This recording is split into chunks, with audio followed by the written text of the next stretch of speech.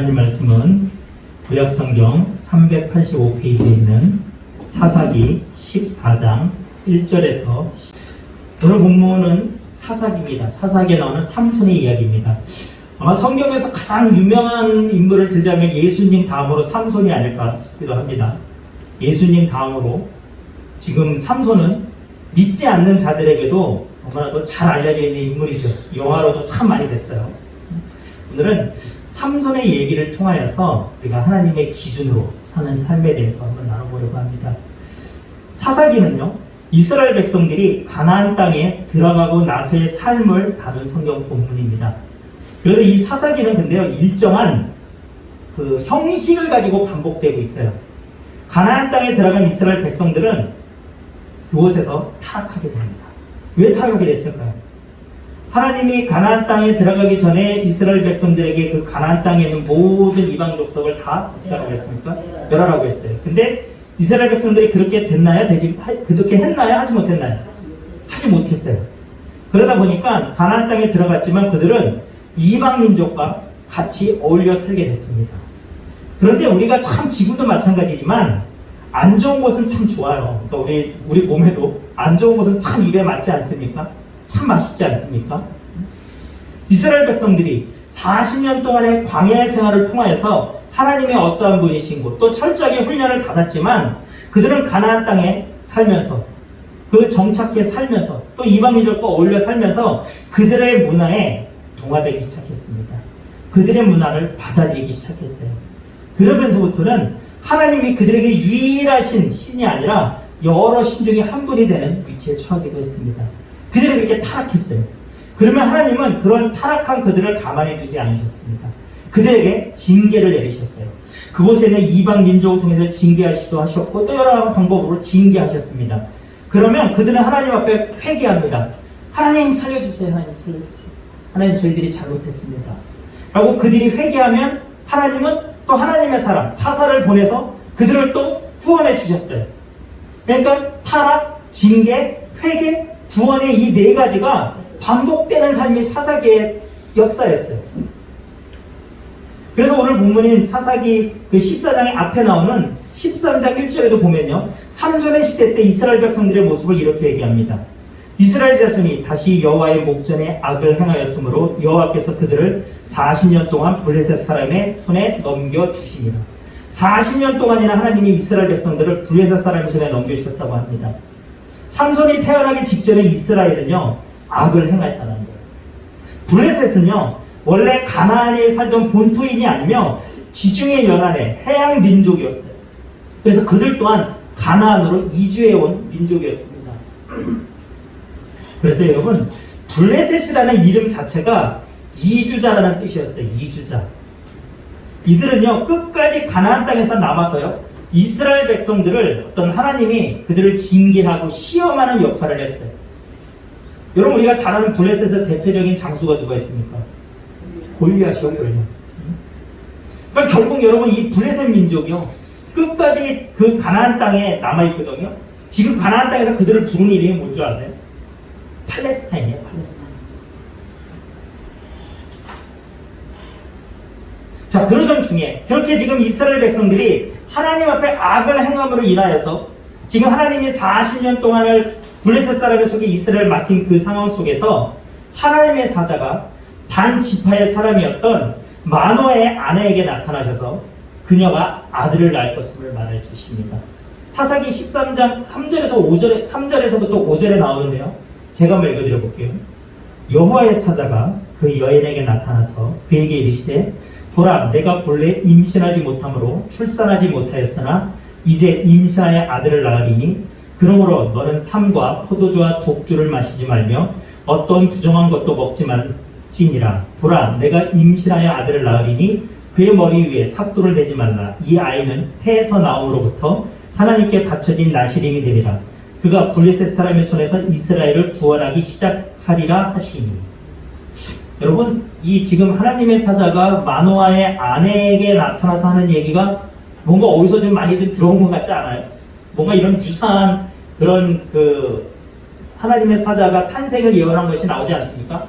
신약 성경에 보면 세례 요한 때 그랬고요. 예수님의 탄생 전에 이와 유사한 사건이 있었죠.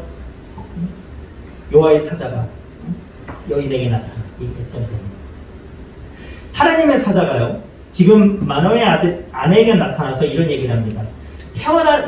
네가 아이를 갖고 태어날 텐데, 그 아이가 태어날 텐데, 그 아이는 하나님의 나실인이라고 얘기를 해요. 그렇기 때문에 나중에 그 아이를 키울 때 포도주와 독주를 금하고 부정한 것도 만지지 못하게 하고 머리에 삭도를 대지 말라고 얘기를 합니다. 여러분, 원래 나실인은요, 기간이 있었어요. 기간. 그러니까 예를 들자면 제가 이제 목사잖아요. 그러면 제가 신학교를 가서 신학을 시작하기부터 어떤 사역을 그만둘 때까지 은퇴할 때의 그 기간이 있잖아요. 그것을 만약에 나실인의 기간이라고 우리가 표현을 한다고 한다면, 삼손은 그 기간이 언제부터 뭐예요?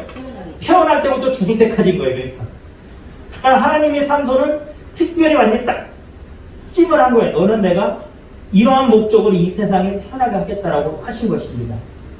그래서 삼손의 어머니에게 독주와 포도주를 마시지 말고 부정한 것을 만지지 말고 삭도를 대지 말고 머리카락 자르지 말라고 한 것은 뭐냐면요, 너는 나실이니까 이렇게 살아야 되겠다라는 얘기보다는 사실은 그 초점은 뭐냐면 삼손이 어떠한 존재인가에 포인트가 맞춰져 있는 거예요. 삼손은 하나님이 특정한 목적을 갖기 위해서, 그 목적이 뭐였습니까? 블레셋 사람의 손에서 이스라엘 백성들을 구원하기 위해서 보내신 어떤 그런 목적을 갖고 태어난 아이이기 때문에 이 아이는 하나님의 뜻대로 정결하게 이렇게 살아야 된다라는 어떤 삼손의 위치, 존재에 대해서 알려주는 거예요. 이렇게 살아야 돼. 물론 삼손이 그렇게 살아야 됐죠. 나실인은 원래 그렇게 살아야 되는 게 이스라엘의 법이었어요. 그런데 지금 하나님의 사자가 삼손의 어머니에게 나타난 얘기는 그 존재, 삼손이 어떠한 존재인가를 알려주는 거예요. 그렇게 태어난 삼손에게 하나님께서는요, 복을 주시고 여호와의 영이 삼손과 함께 움직이기 시작했다라고 오늘 보면 바로 앞에 있는 사사기 13장 24절 25절에는 나와요. 여호와 하나님이 그에게 복을 주시고 하나님의 영이 삼손을 움직이기 시작하셨다. 그런데 참 재밌는 게 뭐냐면요, 특이하다고 할 수 있는 상황이 뭐냐면요, 하나님이 삼손을 이스라엘의 사사로 삼으셨던 것은요, 그 전까지 하나님이 이스라엘의 사사를 세우셨던가는 다른 특징이 하나가 있었어요. 제가 처음에 사사기의 패턴이 4가지 패턴이 뭐라고 했습니까? 타락과 징계와 회개와 구원이라고 했죠. 그런데 지금 이 일정한 형식이 반복되는 시기 속에서 이번에는 뭐가 없는 줄 아세요? 이스라엘 백성들이 회개가 없는 상황에서 하나님이 사사를 보낸 거예요. 그러니까 그 전까지는 이스라엘 백성들이 하나님 좀 살려주세요 했을 때 하나님이 그 사사를 보내서 지금 그 이스라엘 백성들을 구원하셨는데, 삼손의 때는 지금 이스라엘 백성들의 회개가 있지 않아요. 그들이 하나님 앞에 살려달라고 매달리는 과정이 없습니다. 근데 하나님이 사사를 보내주십니다. 이 부분에 대해서 그 삼육교회 손태근 목사님이 이런 말씀을 해주시더라고요. 뭐냐면, 하나님의 구원이라는 것이 어떤 우리의 회개 속에서 하나님의 응답처럼 여겨지기도 하지만 그 하나님의 구원의 가장 중요한 핵심 베이스는 뭐냐면 하나님의 자비하심과 긍휼이라는 거예요. 그러니까 내 회개 때문에 하나님이 나를 구원하셨다는 게 아니라, 하나님은 나의 회개 전에 이미 나를 향한 긍휼하심과 자비하심의 마음을 갖고 있다는 거예요. 그것이 우리의 회개를 이끌어내게 하고 그것이 우리를 구원하셨다는 것입니다. 아무튼 이런 와중에 지금요, 하나님이 영으로 움직이기 시작한 그 삼손이요, 딥나로 내려갔다라고 지금 오늘 본문은 나오고 있습니다. 성경에서 참 일반적으로요, 내려간다고 하는 것은요, 영적인 상태를 의미하는 경우가 참 많고요, 보통 그 뒤에 보면 불길한, 좋지 않은 사건들이 이어질 때가 참 많습니다. 단순히 어떤 지리적으로 밑으로 내려갔다는 의미보다는 그런 의미가 참 많아요. 반대로 올라간다는 의미는 그 반대의 의미가 있겠죠. 뒷나라로 내려간 삼손이 블레셋의 한 여자를 봅니다. 그리고 그 여자한테 한눈에 딱 반했어요. 그리고 삼손이 부모에게 돌아와서 뭐라고 얘기를 합니까? 그녀를 아내로 삼겠다고 얘기를 해요. 그런 삼손에게 그 부모가 3절에 이렇게 얘기합니다. 그의 부모가 그에게 이르되 내 형제들의 딸들 중이나 내 백성 중에 어찌 여자가 없어서 내가 할례 받지 아니한 블레셋 사람에게 가서 아내를 맞으려 하느냐. 그 당시 하나님이 이스라엘 백성들에게 명하신 것 중에 하나가 뭐가 있었어요? 이방 민족과 결혼하지 말라고 했었거든요. 그래서 그 삼손의 부모님의 말을 보면 얼핏 맞는 얘기를 한 것 같아요. 그런데 여러분, 여기서 우리가 착각하기 쉬운 게 뭐냐면요, 그 사사기 그 전체를 보거나 또 13장의 그 삼손의 부모의 어떤 영적인 상태를 보면, 그 당시 이스라엘 백성들의 영적인 상태를 보면 그들은요, 영적으로 굉장히 어두워 있었어요. 그들은 하나님의 말씀을 듣지 못하는, 어떤 캐치하지 못하는 영적으로 소경인 상태와 같았습니다. 오늘 지금 이 삼손에게 그 부모가 한 얘기도 보면요, 가장 중요한 여호와 하나님이라는 부분이 빠져 있어요. 야, 하나님이 우리에게 이렇게 하지 말라고 하시지 않으셨냐? 응? 라고 하셔야 되는데 그런 말이 나오지 않아요. 즉 현재 이스라엘 백성들의 영적인 상태는요, 핵심이 빠져있는, 명분만 지키려는 종교적인 모습이 남아있다는 것입니다. 그럼 겉보기에는 그럴싸해요. 맞는 것 같아요. 하지만 그들의 삶 속에서 가장 중요한 핵심이 빠져있다는 것입니다. 이것들은 뒤에도 계속 이어져 나옵니다. 제가 뒤에도 계속 또 설명드릴 텐데요. 어쨌든 간에 부모가 삼손에게 그렇게 얘기를 합니다. 그런데 그런 부모에게 삼손이 어떤 대답을 합니까? 3절 하반절이죠. 우리 같이 한번 읽어볼까요? 내가부터 같이 한번 읽어보겠습니다. 내가 그 여자를 좋아하오니 나를 위하여 그 여자를 데려오소서 하니라. 내가 그 여자를 좋아하오니 나를 위하여 그 여자를 데려오소서 하니라. 여러분, 삼손의 말을요, 히브리어의 그 원어대로 직역을 하면 어떻게 되는지 아세요? 그 여자가 저의 눈들에 합당합니다. 옳습니다. 그 여자가 내 눈에 합당합니다. 옳습니다. 지금 삼손의 이 대답의 의미는요, 단순히 그 여자가 너무 이뻐, 그래 그냥 한눈에 반해갖고 그 여자와 결혼하고 싶다는 게 아니에요. 지금 삼손은요, 이방 여자의 그녀의 삶이 그의 눈에 좋게 보였고요, 그가 섬기는 신이 좋게 보였고요, 그가 어울리는, 그가 함께 하고 있는 그 블레셋 사람들의 삶의 모습이 삼손의 눈에는 지금 좋게 보였다는 거예요. 옳게 보였다는 것입니다. 합당하게 보였다는 것입니다. 나시린으로 태어난 삼손의 대답이라고 하기에는 너무 좀 어처구니가 없지 않습니까? 지금 하나님은 삼손을 태어나기 전부터 나시린으로 구별하셨다고 했죠. 나시린으로 구별하기 위해서 그에게 독주와 포도주를 마시지 말게 했고, 부정한 것에 손대지 못하게 했어요. 부정한 것은 뭡니까? 죽은 사체와 부정한 음식 같은 것을 얘기하는 것입니다. 그리고 머리를 삭도를 대지 못하게끔 그를 구별되어서 세우셨는데, 지금 삼손이 하는 행동은 전혀 지금 하나님의 뜻과는, 하나님이 구별한 것과는 옳지 않는 삶입니다. 그런데 저와 여러분을 헷갈리게 하는 것이 4절이에요. 우리 4절 한번 같이 읽어볼까요? 그때 블레셋 사람이 이스라엘을 다스린 까닭에 삼손이 틈을 타서 블레셋 사람을 치려함이었으나 그의 부모는 이 일이 여호와께로부터 나온 것인 줄을 알지 못하더라. 이 구절을 얼핏 읽으면요, 지금 참 어이없기까지 한 이 삼손의 행동이 마치 블레셋을 치려고 하는 치밀한 하나님의 계획에 따른, 하나님이 삼손에게 너 그렇게 하라고 해서 삼손이 행동한 것처럼 보여져요. 그렇죠? 그래서 마치 삼손의 그 블레셋 여인과 결혼하는 그것이 정당화되는 어떤 그런 것처럼 보여집니다. 그런데 그것은 잘못된 해석입니다. 왜 잘못된 해석이냐면요, 크게 두 가지를 볼 수가 있는데요. 첫 번째는요, 이게 우리가 지금 보고 있는 성경 개역 개정판이 이 부분을 너무 의역을 한 거예요. 너무 의역.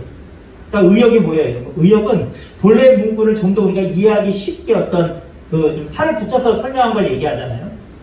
새롭게 좀 편하게 해석해 준 걸 의역이라고 하는데, 다른 버전의 성경을 보면요, 이 부분에서 주어인 삼손, 즉 삼손이 틈을 타서 블레셋, 이 부분의 이 삼손이요, 삼손이 아니라 하나님으로 나와요. 그러니까 예를 들자면 새 번역을 보면 이렇게 나옵니다. 제가 읽어드릴게요. 잘 들어보세요. 그의 부모는 주님께서 블레셋 사람을 치실 계기로 삼으려고 이 일을 하시는 줄을 알지 못하였다. 그때 블레셋 사람이 이스라엘을 지배하고 있었다. 어떻게 나옵니까? 삼손이 블레셋 사람이라고 나오잖아요. 주님이 블레셋 사람을 치실 계기로 삼으려고. 즉 삼손이라고 나와 있잖아요. 또 어떤 학자는 이렇게 해석하기도 해요. 뭐냐면 이미 이 사사기의 저자는 이 삼손의 삶의 모든 내용을 다 알고 있잖아요. 그리고 하나님이 삼손을 통해서 어떻게 하셨던지도 다 알고 있기 때문에 그는 이 사사기의 삼손에게 전체 맥락 속에서 삼손의 그 부분을 재구성했다라는 거예요. 삼손이 멋대로 행동했지만 하나님은 그것을 삼손을 이용해서 블레셋을 치는 계기로 삼으셨다라는 거예요. 계속 뒤에 이어지는 삼손의 행동들을 보면 그가 영적으로 얼마나 어두웠는지, 그가 얼마나 하나님의 뜻과는 다른 삶을 살는지 우리가 알 수 있기 때문에 지금 이 4절은요, 하나님이 삼손에게 너 이렇게 하라고 탁 일러주셔갖고 삼손이 자기는 너무나 하기 싫었지만 이방인이라도 결혼하는 것이 안 됩니다, 여러분. 그런데 사실은 여러분 이 구절이요, 오늘 설교의 핵심을 담고 있습니다. 삼손은요, 하나님이 블레셋으로부터 이스라엘 백성들을 구원하시려는 계획에 사용되기 위해서 나시린으로 태어났죠. 그러나 삼손은요, 다른 사사들처럼 하나님의 부르심의 계획에 순종하며 헌신하지 않았어요. 그는 자기 자신만을 위하여 살았습니다. 삼손에게는요, 오직 나뿐이었습니다. 오직 나뿐이었어요. 나. 그런데 하나님은요, 그런 삼손을 통해서 하나님의 계획을 이루어 가셨다는 것입니다. 그렇다면 삼손이 결론적으로 하나님 앞에 쓰임받았으니까 아무런 문제가 없는 건가요? 아니다라는 거죠. 로마서 6장 1절에서 2절은요, 우리에게 이렇게 알려줍니다. 그런즉 우리가 무슨 말을 하리요? 은혜를 더하게 하려고 죄에 거하겠느냐? 그럴 수 없느니라. 죄에 대하여 죽은 우리가 어찌 그 가운데 더 살리요?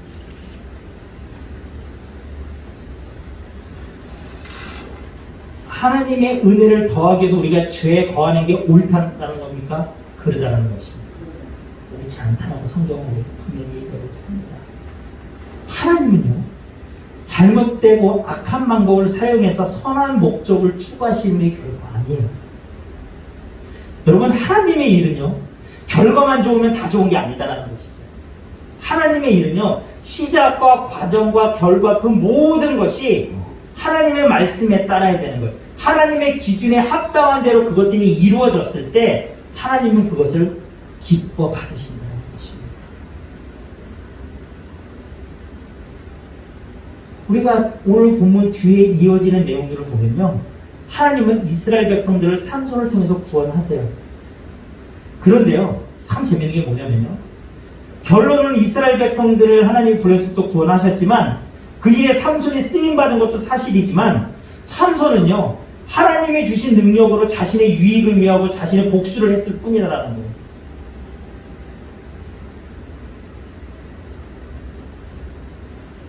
오늘 본문으로 다시 돌아옵니다. 삼손이요, 부모님을 모시고 딥나로 가서 결혼식을 합니다. 그런데 그 결혼식도요, 삼손은요, 유대인의 결혼 풍습이 아니라 블레셋의 결혼 풍습에 따라서 지금 하고 있는 것입니다. 이스라엘의 결혼 풍습은요, 금방 결혼식이 되지 않아요. 제가 전에도 한번 얘기했던 것 같은데요, 이스라엘 사람들의 결혼은요, 정혼식이라고 하는 간단한 예식을 치릅니다. 그리고 그 정혼식 후에요, 신랑과 신부가 같이 살지 않아요. 신부를 그 집에 그대로 놔두고 신부의 집에 놔두고 신랑이 자기의 집으로 갑니다. 그래서 돌아가서 거기서요, 그 같이 살 집을 짓기 시작해요. 그리고 그 기간이 보통 1, 2년이라고 하는데 그 기간 동안 단순히 집을 짓는 것이 아니라 신랑의 아버지가 이 아들이 이제 한 가장으로서 그 가족을 이룰 수 있는지를 살펴보는 거예요. 그리고 그 때가 딱 됐다고 한다면 신랑은요, 신부에게 이제 데려가서 신부에게 가서 신부를 데려옵니다. 그때서야 비로소 동네 사람들이 다 모여서 혼인잔치를 치른다는 거예요. 그러니까 유대인들의 풍습에 따르면 혼인을 하려고 그러면 그 기간이 어떻게 된다는 거예요? 1년에서 2년이 걸린다는 거예요. 그런데 지금 오늘 본문에 나오는 결혼식은 그런 결혼식이 아니죠. 이것은 지금 삼손이 결혼식마저도 지금 하나님의 법도대로 하고 있는 게 아니다라는 거예요. 자기 눈에 보이는 이스라엘의 그 블레셋 사람의 풍습대로 그는 지금 행하고 있는 것입니다. 삼손의 삶은요, 철저하게 자기의 기분에 좋은 대로, 자기 눈에 좋아 보이는 대로 사는 삶이었다는 거예요.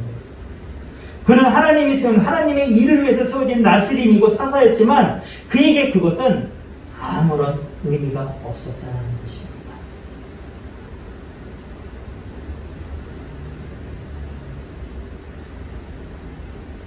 하나님의 기준으로 하나님의 말씀대로 살지 않는 삶은요, 겉보기에는 좋아 보이지만 결국 그렇지 않다는 것입니다.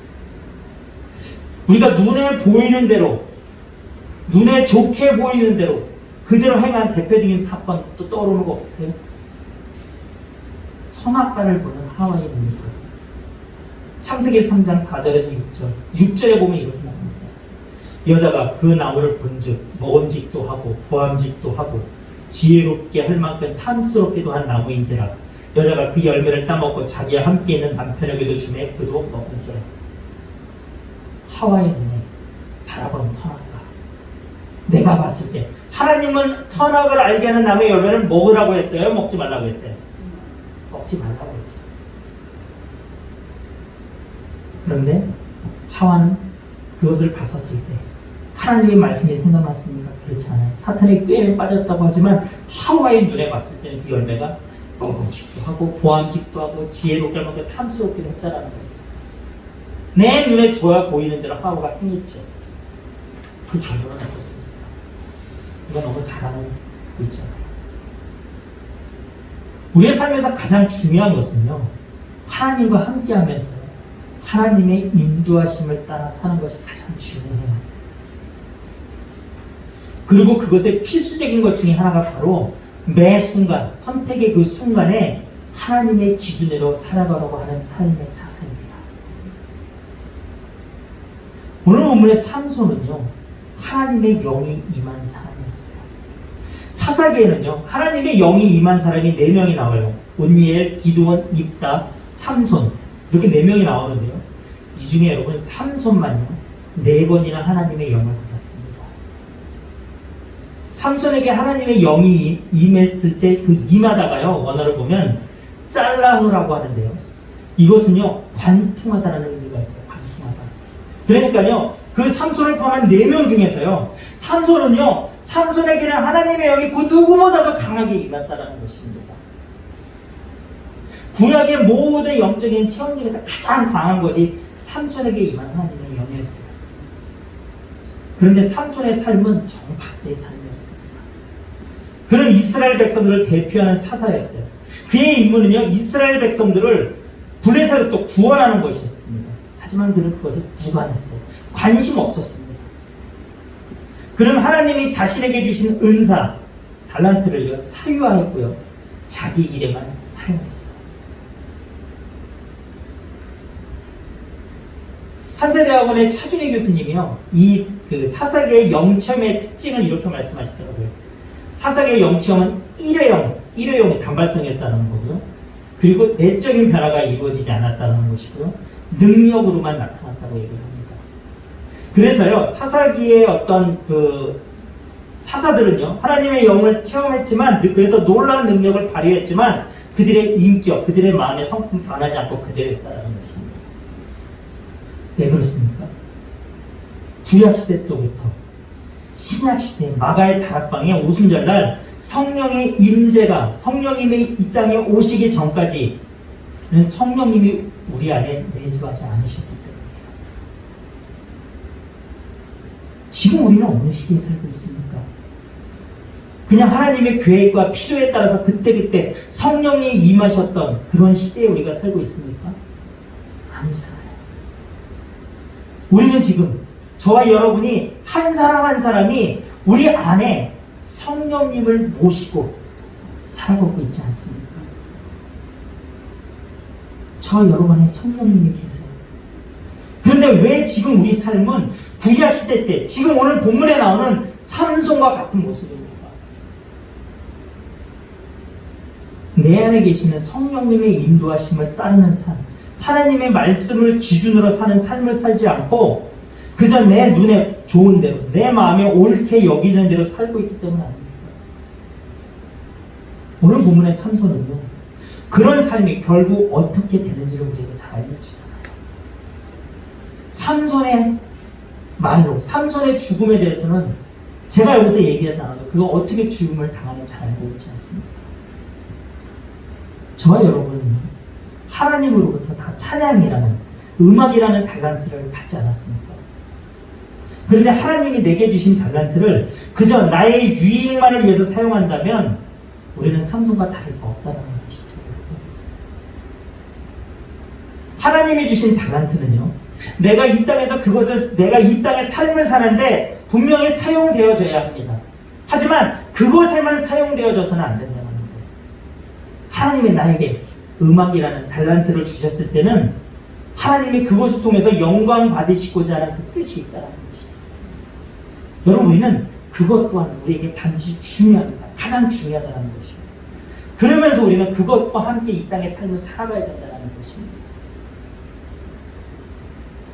삼손은 그 누구와도 강한 하나님의 인재를 경험했고 하나님은 그를 통해서 블레셋에 압제당했던 이스라엘 백성들을 구원하셨지만요, 삼손은 그 하나님의 원단이 그에게 쓰임은 받았지만 그는 동역자로서 함께하지는 못했어요. 그것은 불행한 삶입니다. 내가 쓰임받았지만 내가 어떻게 쓰임받지도 못하고 살아간다는 것은 가슴 아픈 현실입니다. 예수님은요, 마태복음 7장 13절 14절에 우리에게 이렇게 말씀하십니다. 좁은 문으로 들어가라. 멸망으로 인도하는 문은 크고 그 길이 넓어 그리로 들어가는 자가 많고 생명으로 인도하는 문은 좁고 길이 협착하여 찾는 자가 적으니라. 내 마음대로 내 눈에 좋아 보이는 대로 사는 삶은 넓은 길을 가는 삶입니다. 그러나 하나님의 기준으로 사는 삶은 좁은 길의 삶을 사는 삶입니다. 그 좁은 길은 협착하고 찾는 자가 적다고 얘기해요.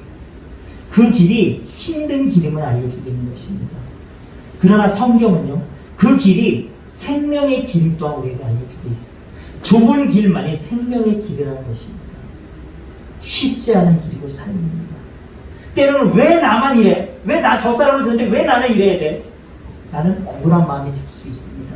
이해 못하는 하나님의 섭리 속에 가슴 아파할 때도 있습니다. 힘이 들 때도 있습니다. 그러나 여러분, 우리는 그 좁은 길로 가야 합니다. 그 길이, 그 좁은 길로 가는 길이 옳은 길입니다. 하나님의 기준으로 살아갈 때 그 삶은 하나님이 반드시 책임져 주십니다. 여러분, 처음에는 어렵고 힘들어 보이지만 그 좁은 길의 끝에서는요, 하나님의 영광 가운데 하나님과 함께하는 삶을 우리가 있지 않습니까? 이 세상을 우리가 사는 동안 좁은 길로 가기를 소원합니다. 하나님의 기준으로 살아가기를, 매 순간 내 선택의 기준이 하나님의 뜻이길, 하나님의 말씀이기를, 저와 여러분이 그런 삶을 살기를 주님의 이름으로 축원합니다. 우리 찬양하고 그것을 같이 기도하도록 하겠습니다.